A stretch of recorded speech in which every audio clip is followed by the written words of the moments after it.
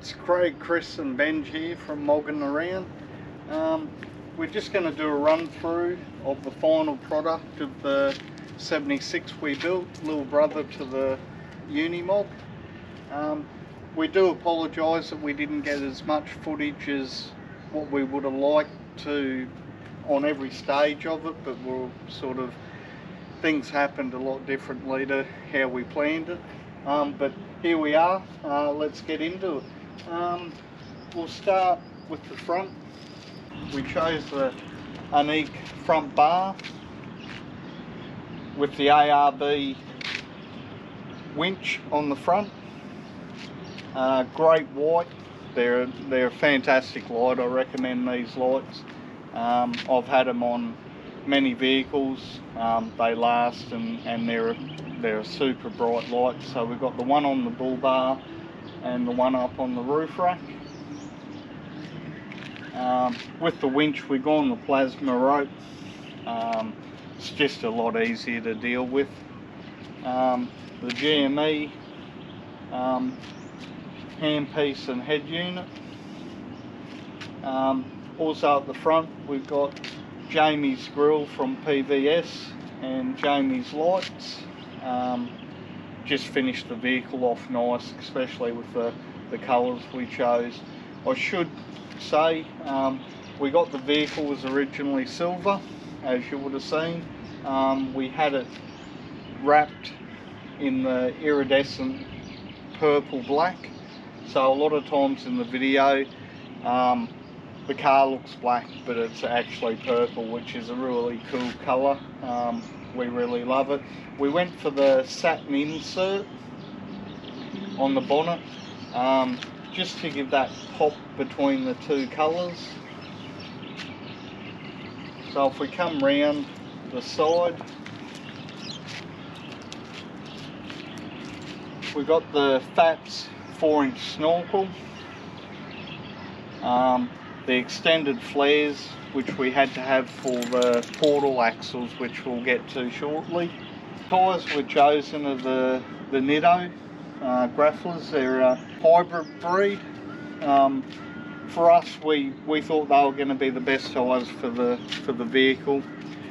Purely, they're good on the road, and for what we're going to use the vehicle for, they'll be good on the beach and also out bush. We've gone the Vapor rims. We didn't have too many choices having the portal axles. We had to have a big negative offset on them to be able to stay inside the extended flares. So we chose the Vapor wheels for the job we wanted to carry. Gone the King suspension with King shocks, and Jason at J-Max supplied the bracketry to neaten it all up and hold it in place there. We've got the clear view mirrors because, as I said previously, we will be towing in the vehicle, so to have the mirrors to tow is a must if you're going to be towing. They're really compact, neat. Went for the clear view steps. They're a power fold. Nice and neat. Allows Chrissy, being a bit shorter, to be able to jump in the vehicle as well. The Rhino roof rack platform, flat platform, was great just to put the top light bar, a couple of side lights on it. For us, we only needed to throw a few swags up the top if we decide to do an overnighter up at DI or whatnot. So that was, yeah, perfect choice for us. We've got the tie down mounts to be able to put our swags and tie it all down. If we come in the front here, we've done all the interior. Pro seats at Brendale, did all the purple stitching in, just to tie it into the colour scheme that we wanted. We'd upgraded the seats to a GTO seat and had our name embroidered in as well. While we're in the cab, we also got a steering wheel and the head unit from PVS as well, so that's all linked together. Doesn't mean much to most people, but just a little high rise on the gear stick makes it, yeah, it's just so much comfortable. You're not reaching for the gear stick. It just brings it up to a really nice height, and more pleasurable to drive, because that's what you want out of the vehicle. So if we come back a bit further, GSL, we've got the 4-inch twin system all the way through. We've gone the 750 kilo parabolic springs in the rear once again. We will be towing a caravan with it as well, so we needed to have the 750 in there. Ride's really nice, really happy with that setup. Come around the back, we've got the unique bar on the back as well.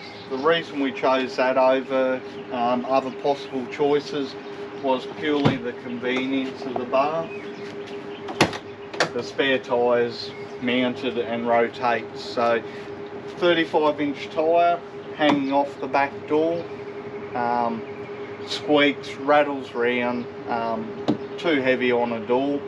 By having this system, it actually pivots. If we come around here, the tyres pivoted to the rear bar, not the door. The door's only there to be able to swing it open. So if Chrissy stays there, I'll pivot it. So all the weight's physically hanging on the bar. So the door's only just to move it in and out. We've got our Anderson plugs and flat pin plug for the caravan. So that tidies all of that up. Up here, we didn't put drawers in because obviously the vehicle was for Rosie.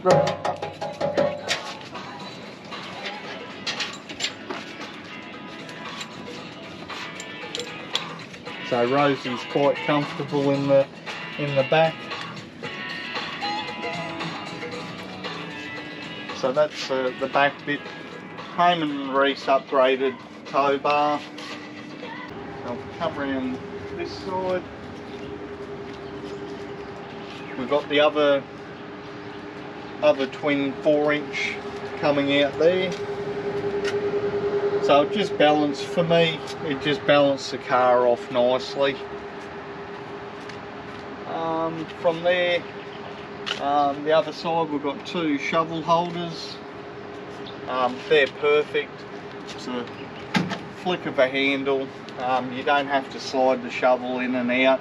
You just place it down, lock them in. A must if you're going to go camping, whether it's to cook a camp oven roast or to dig yourself out of a sand bog. A shovel on a vehicle is a must if you're gonna go away and use it. All right, we'll get down into the suspension underneath. So we've got the J-Max high clearance plates. As I said, with the portals, it's not a must, but it just tidies up any underhanging bolts, nothing to get caught onto. You can see there, but the portal axles, they're fantastic. It brings all the gear ratio back to standard. So on 35-inch tyres, it's actually running standard gear ratios. We've gone for the J-Max front control arms. That just gave us, not that we needed a lot of caster, but it just brought the caster back to where we wanted it. So the portals were done by Mick Tighe, and they were second stage manufacture, so the vehicle is fully legal on the roads with 35-inch tyres.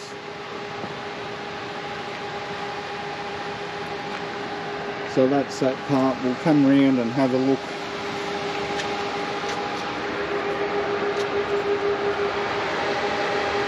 At the front portals.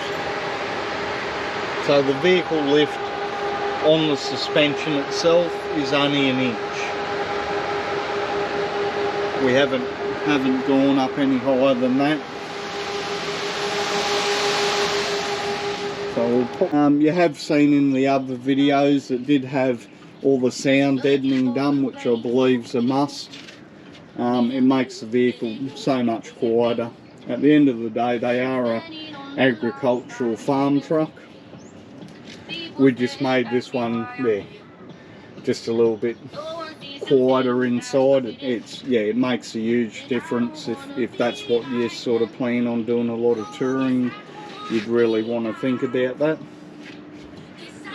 Right, we'll pop the bonnet and have a look under the engine bay there. So as we can see underneath the bonnet here, we'd gone for an aftermarket GSL aftermarket airbox into all the turbo piping and intercooler piping. It's got the PWR intercooler with the twin thermo fans on top. Come around this side. And we've got an oil catch can. That's just to keep the engine all tidy, not recirculate the oil through all the manifolds and that. It will, and we're just waiting for it, it will have a GSL twin battery system up front there, which all fits in that area. It's quite a compact system, so that'll sit in there. We've got the secondary fuel filter, winch solenoid for the winch, and ARB compressor for the portals. That's to lock the front hubs in, because now being on portal axles, we don't have any locking hubs. It's all done internally. I can show you inside where the... So here now we've got the compressor, and then the portals. That's what locks the front hubs in, so there's no getting out and having to lock them in. It's all done in cab from there. So green when they're off and blue when they're on. We'd also got a twin ARB compressor on board. We were sort of limited to sort of space. We didn't want anything in the back, so we'd actually mounted it underneath the seat. It slides with the seat, so it's a twin compressor underneath there, ARB. And then we just run a line out, as you can see, to the air point. So at any time you can just grab the air pump and be able to pump the tyres up. And it's quite remarkable how quick it is to pump 35s up. So when we go up the beach, we can just pull over, pump our 4 tyres up, and we're basically on the road again. So yeah, hope you like, but that's our 76 build that we chose, that suits what we want to do with it. As I said, you could make it a tourer, you could do a lot of things with it, but for us that's what we wanted. And yeah, coming up on some more videos, you'll see it out playing with its big brother, the Unimog. Right guys, well thanks for tuning in, and once again subscribe, like, Moggin Around. See you on the next one.